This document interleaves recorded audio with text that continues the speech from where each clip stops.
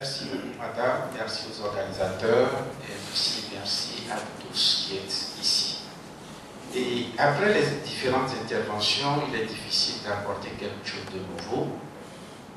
Et je vais résumer cela en 2 mots par rapport à ce qui s'est passé. C'est que le chien aboie, la caravane passe. C'est ce que nous a montré le régime. Et ensuite, dire que pour la communauté internationale, ce n'est pas une sorte d'indifférence. C'est comme si la communauté internationale était venue déstabiliser l'opposition pour que le régime puisse s'asseoir. C'est encore plus grave qu'une simple indifférence. Ce qui signifie en définitive que, tirer les conséquences, nous ne pouvons compter que sur nous-mêmes.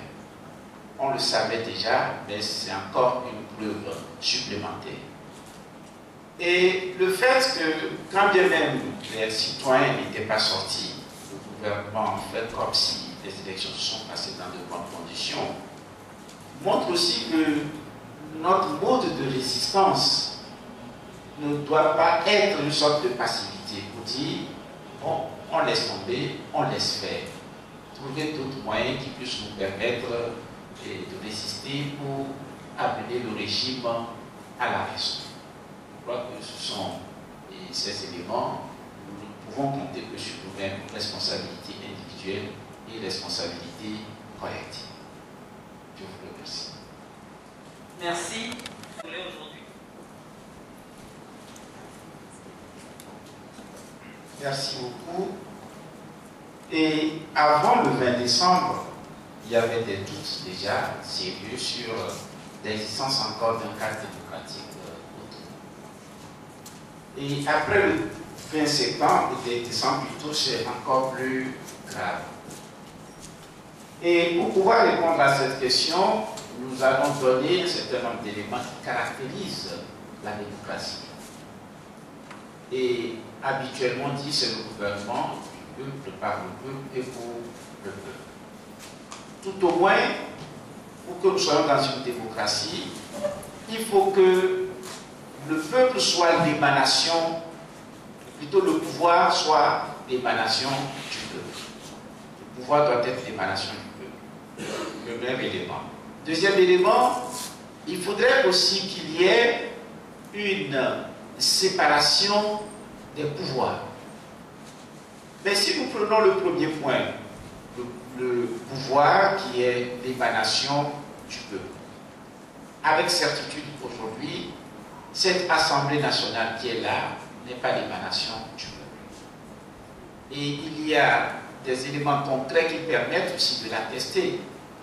Quand vous regardez la composition même de cette Assemblée nationale, et comme les gens lui ont le dit, ce sont des nominations. Les gens sont aujourd'hui députés des régions dans lesquelles peut-être ils n'ont fait que des apparitions assez rares. Ils n'ont aucun lien avec le peuple ou la population qui les a élus. Cela voudrait dire que ce sont des députés en réalité imaginaires. Ce n'est pas l'émanation du peuple. De ce point de vue déjà, ce pouvoir législatif, en réalité, ne répond pas aux normes. Et lorsque vous regardez le fait qu'il y a une grande partie, large partie également de la population qui n'est pas prise à ces élections, même si on nous dit qu'il y a une sorte de légalité, le problème de la légitimité demeure. Et cette légitimité est aussi fondamentale, de sorte que cette assemblée n'est pas légitime. Il faut que le pouvoir puisse arrêter le pouvoir pour qu'on ait une démocratie. Comment ce pouvoir législatif que nous connaissons, dans quelles conditions il a été élu, comment ce pouvoir peut-il arrêter le pouvoir législatif? Ce n'est pas possible. De sorte qu'il y a déjà de réelles difficultés. Mais lorsqu'on sort de ces 2 pouvoirs législatifs et exécutifs qui déjà posent des problèmes profonds, on aurait pu compter sur le pouvoir judiciaire. Je crois que c'est un auteur qui dit et dénoncez votre justice, faites tout ce que vous voulez, mais vous devez toujours y croire. Parce que lorsqu'on ne croit plus à la justice, c'est que tout est foutu.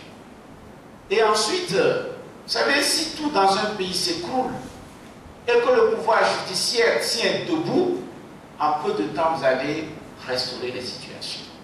Mais aujourd'hui, nous avons un pouvoir judiciaire qui est aux ordres. Il ne s'agit pas de jeter l'anathème sur tous les magistrats.